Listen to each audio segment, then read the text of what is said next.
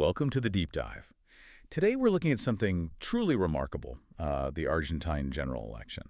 This wasn't just some minor political shift, it felt more like a total shockwave. Nearly every single forecast just got it wrong. Oh, completely wrong. It was a polling catastrophe, frankly. I mean, the sources we've looked through, they all confirm it. Leading up to that runoff, analysts, major surveys, they were all calling it razor thin. Right, maybe leaning towards the establishment guy, Sergio Massa, Yeah. or, the more traditional opposition, Patricia Bullrich. Exactly. That was the consensus, more or less. But the reality, as we all know now, was this just overwhelming victory for Javier Milei, the radical outsider, libertarian economist, the chainsaw guy. The chainsaw guy, yeah. Yeah. Calling for dollarization, abolishing the central bank. Really radical stuff. So our mission today, for you listening, is pretty straightforward. We're digging into the source material here, not just to understand that Milei won, but to figure out why. Why did the whole system, the whole infrastructure of political forecasting just break down so badly? Well, when those final votes came in, Milei didn't just squeak by. He got over 55% in the runoff. That's decisive, and nobody saw that margin coming. Not even close. So, yeah, it really forces us to look hard at the theories, the explanations for this systemic failure. Okay, let's unpack this, because Yeah. like you said, it wasn't just one little thing, a slight miscalculation.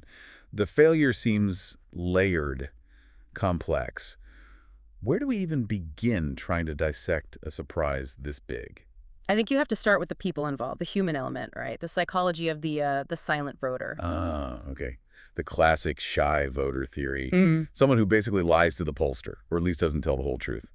How did that play out specifically in Argentina's, pretty charged environment? Well, the sources really point to this. In the big cities, the more educated metropolitan areas, supporting Milei was actually quite controversial. Why controversial? Because of his ideas. Yeah, exactly. His platform, cutting government ministries way down, this radical overhaul of the state. If you openly said you backed him, you risked, social judgment.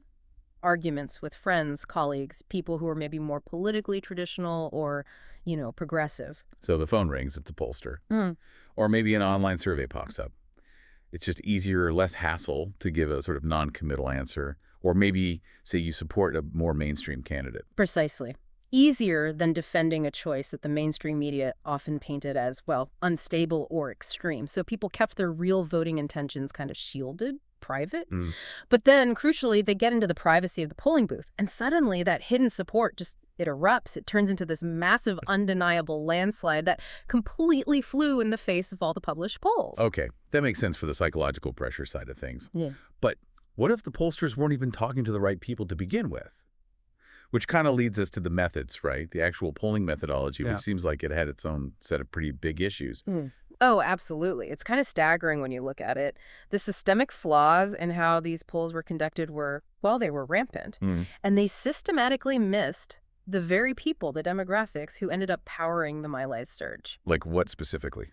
Well, for one thing, many polling firms, believe it or not, are still relying heavily on really old tech. Landline calls, for instance. Landlines, wow. Okay, and who are you definitely missing if you're primarily calling landlines in this day and age? You're missing young people, the under 30s almost entirely. And this is precisely the group that Milei, who was huge on TikTok, on YouTube, really connected with. It's a massive blind spot. Huge. But it wasn't just the landlines. Even the digital surveys, they often skewed things. How do they skew? Well, they tend to oversample people who are, middle class, living in urban areas, comfortable online, which means they consistently failed to reach lower income workers, people in the informal economy, which is massive in Argentina, or voters out in rural areas. And the irony there is? The deep irony is that these exact groups, the ones the polls weren't reaching, the ones most hammered by Argentina's economic chaos, they turned out to be the core of that anti-establishment wave that went straight to Milei. Okay, now we absolutely need to layer in the context here. Argentina, even with the best polling methods in the world, has got to be an incredibly difficult place to get an accurate read, right? I mean, that level of economic instability, it's just wild. It complicates everything, truly. I mean, think about it. You've got inflation running over 200% year on year. Political feelings aren't fixed in that environment. They can swing wildly day by day, maybe even hour by hour, based on the price of groceries or the latest panic about the peso. That kind of volatility just makes traditional sampling methods almost Almost useless, doesn't it? Pretty much obsolete, yeah. And that deep financial anxiety, that feeds into something else too, a real erosion of trust. Trust in the numbers themselves or in the institutions behind them. Both, really. There's this widespread, deep-seated distrust in institutions generally. Government, banks, even the media outlets conducting or reporting on these surveys. When people feel ignored, maybe betrayed by the system, some just won't engage, honestly. They'll hang up. Or maybe even give intentionally wrong answers. Like a small act of rebellion against the system asking the questions. Could be, yeah. It adds another layer of uncertainty. So beyond the psychology, beyond the tech and methodology flaws, there's the actual voting day itself, turnout. Did the polls get who would actually show up wrong too? It seems so, yeah. That was another piece of the puzzle they missed. The polls generally assumed sort of traditional voting patterns, who turns out and where, but the sources we looked at suggest there were these unexpected, pretty significant shifts. Such as? Critically, higher turnout than expected in rural areas. These areas heavily favored Milei, likely driven by just sheer exhaustion with the established political players. People wanted change, any change. And maybe the flip side was true in the cities. Traditional party strongholds might have been a bit complacent. That seems to be part of it. Urban turnout dipped, maybe just slightly, but enough to hurt the established parties, particularly the Peronist bloc, Argentina's big, long-standing center-left political force that Massa represented. So when you miss both things, the surge of anger and enthusiasm in the countryside, and maybe a slight drop-off or apathy in the city, your final numbers are just garbage in, garbage out. Completely useless as a projection, yeah. Okay, let's maybe shift focus now to the driving force behind the surprise itself, the Milei movement. Because it really didn't feel like just another political campaign, did it? It felt more like a cultural phenomenon. Driven by anger, yes, but also by this incredibly effective online presence. It really was a movement, much more than a standard campaign. Milei didn't play by the traditional rules, didn't rely on old party machinery. He became this viral sensation. Running on that promise to just tear it all down. Exactly. Using really aggressive language, memes, directly attacking established figures, economists, politicians.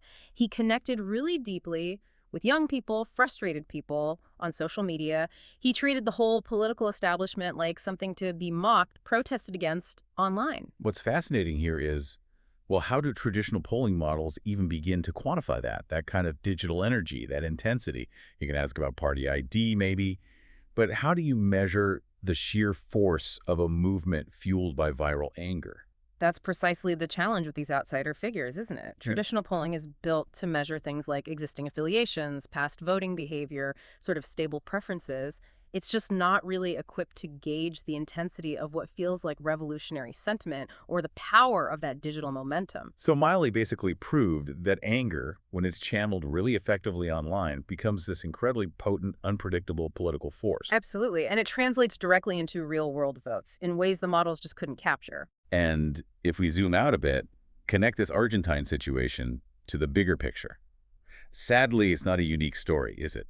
This feels like a pattern we've seen playing out globally. It suggests the problem isn't just specific flaws in Argentine polling, but maybe a more fundamental disconnect. That's definitely the pattern we're seeing again and again. I mean, think back. 2016 in the U.S., Donald Trump constantly outperforming the polls. Right. Or Brexit in the U.K., which stunned so many experts. Jair Bolsonaro's win in Brazil back in 2018, another big surprise. Even the rise of populist movements in Italy more recently, in 2022. So what's the common thread there? Yeah. The U.S., the U.K., Brazil, Italy, now Argentina. What links these polling misses? I think the core shared element is this profound collapse of faith in mainstream politics and the establishment, often coupled with significant economic pain or deep cultural divisions. When voters feel like the center isn't holding or isn't serving them, whether that's the Peronists in Argentina or maybe traditional Republicans and Democrats in the U.S., they start looking for the most potent anti-establishment voice available. And the polling models just aren't built for that kind of earthquake. Exactly. They're designed to track established loyalties, small shifts, incremental changes. They consistently struggle when you get this kind of massive, angry realignment happening under the surface. That's a really crucial synthesis, I think. The polling failure isn't just about polling. It's a symptom of a much deeper issue, maybe a global breakdown in the ability of traditional political systems to, well, contain or channel voter anger and rebellion. Precisely. The models assume a level of stability and predictability that just doesn't exist when that level of disillusionment sets in. So, okay, looking ahead then, what does all this mean? What are the key lessons here, the big takeaways? So what for political analysts, for the media covering these elections, for anyone trying to understand politics today? Well, first and foremost, it screams that political analysis needs radical modernization, Mm. particularly polling. You need more diverse ways to actually sample the population, period. Relying on landlines is just, Yeah, it's a farce in 2024, frankly. Firms have to adopt better tech, find better ways to reach young people, informal workers, rural voters. The sampling has to reflect the actual electorate. it's not just how they get the data, but how it's reported, right?